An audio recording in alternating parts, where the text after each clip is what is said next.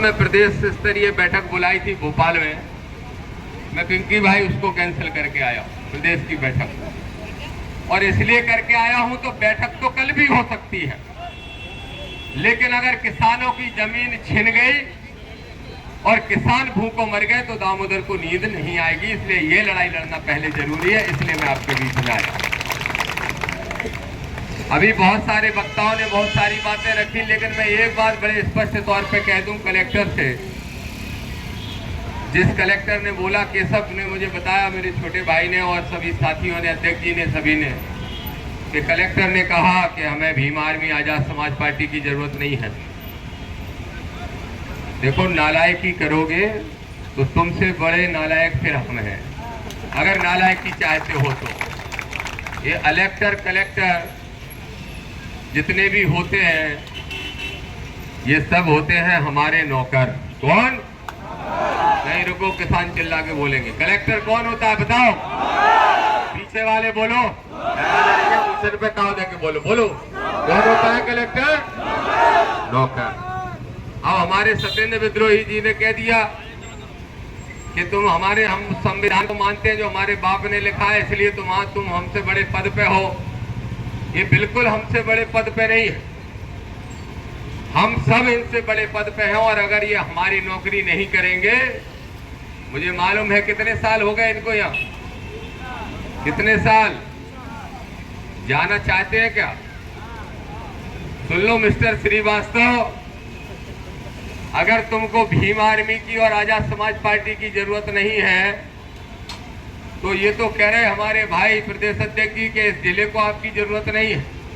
अगर दोबारा से ऐसी नालायकी करोगे तो इस मध्य प्रदेश में जिस कोने में तुम्हें मुख्यमंत्री बिठा लेगा, वहीं आके तुम्हारी ऐसी तैसी करने का काम करेंगे। मुझे मालूम है ये जो षड्यंत्र हुआ है, सुन लीजिए, ये जो किसानों से जमीन छीनी गई है, ये तो प्यारा है ये कलेक्टर,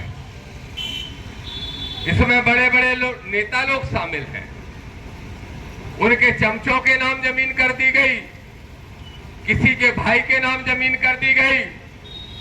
सुन लो सामंतशाहियों और मनुवादियों नेताओं, सुधर जाओ, किसी गलतफहमी में मत रहना। और जिनके नाम जमीन हुई है वो सारे नेता जानते हैं।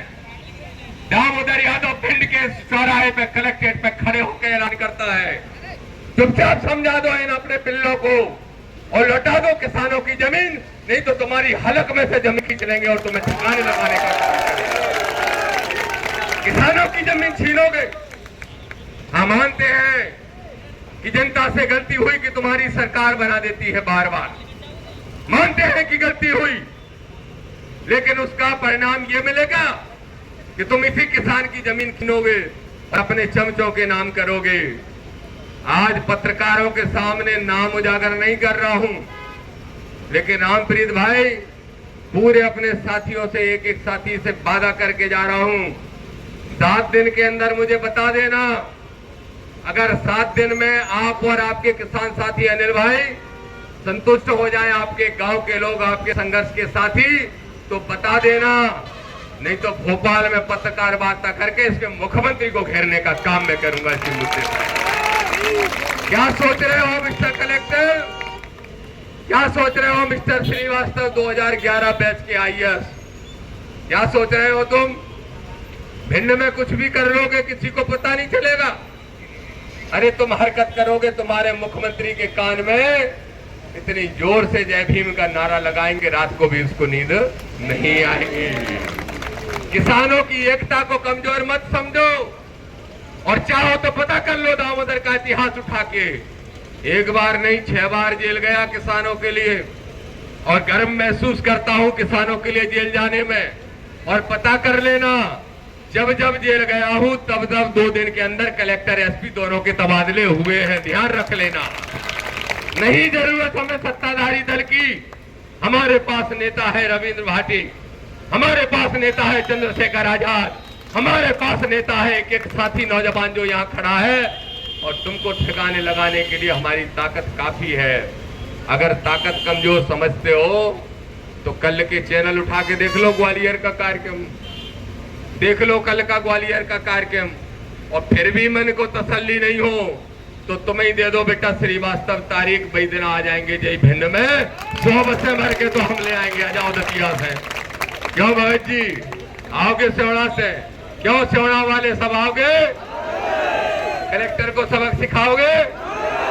तुम कलेक्टर को सबक सिखाना, हम इनके कक्का जो बैठे हैं भोपाल में, जिनके सारे पे ये जमीनें कर रहे हैं। वही मैं सोच रहा था इस सरकार में तो भाटी जी कोई कलेक्टर 1 साल नहीं टिकता। क्या कारण है? ऐसा लाडला क्यों है ये कि 3 साल टिक गया? अब कलेक्टर को भी सवाल पड़ गया होगा कि हमने भीम आर्मी आजाद समाज पार्टी के अध्यक्ष को बहुत हल्के में ले लिया।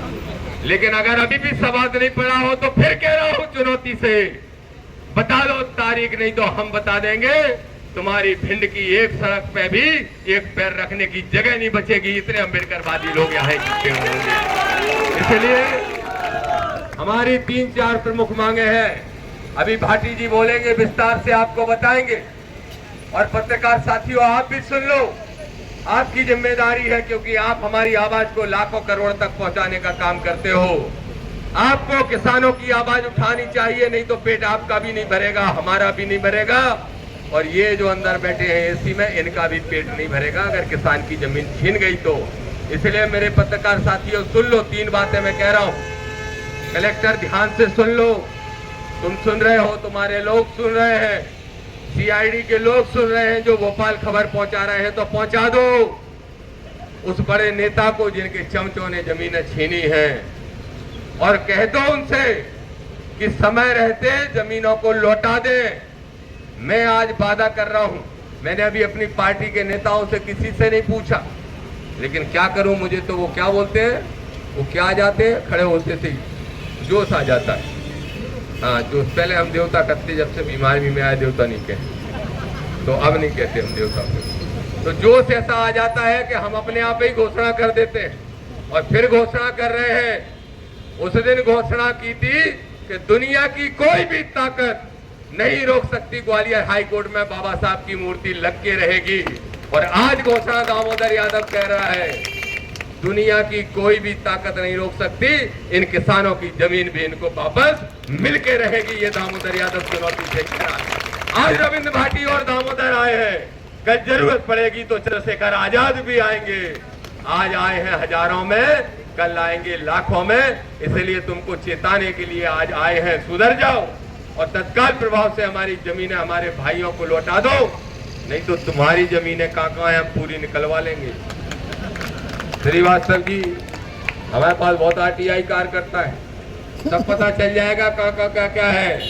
इसलिए गड़बड़ मत करो और तत्काल प्रभाव से पूछ लो अपने आकाओं फाकाओं से और जमीनें लौटाने का काम कर दो। कमल कुशवाहा जी ठीक है कि नहीं? बढ़िया।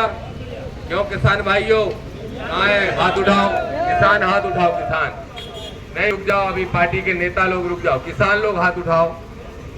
अच्छा ये बताओ, सुनो, मैंने